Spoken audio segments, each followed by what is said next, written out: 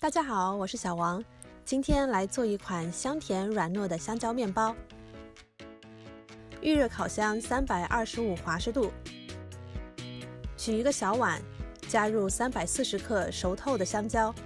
有时候香蕉买多了吃不完，或者放久了，熟透以后容易长斑变黑，果肉也会变得软烂。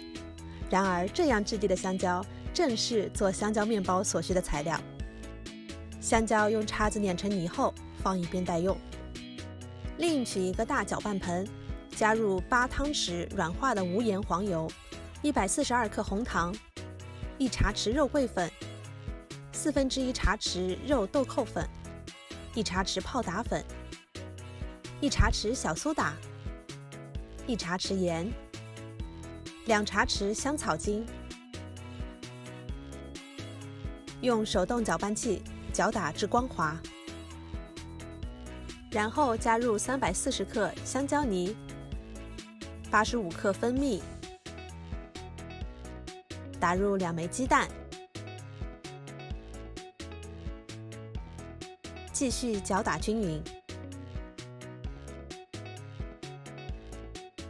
最后加入270克普通面粉和60克核桃碎，用刮刀搅拌均匀。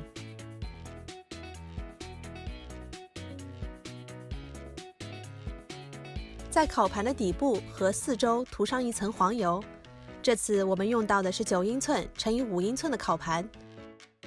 舀入混合好的面糊，把顶部抹平，室温下静置10分钟。时间到了，送入烤箱中层，先烤45分钟。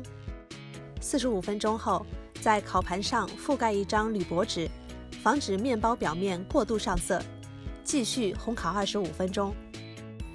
烘烤完毕，拿一根竹签插入面包中心测试，取出的竹签若没有沾黏湿面糊，就表示烤熟了。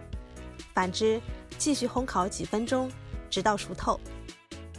把烤好的面包从烤箱里取出来，先让它在烤盘里冷却10分钟，然后脱模，从烤盘转移到架子上，让它完全冷却。吃的时候，切3/4英寸的厚片。成功的香蕉面包拥有焦糖棕色的外皮和浓郁的香蕉味，面包体湿润且质地柔软，中间裹着香脆的核桃碎，与香蕉的甜味相得益彰。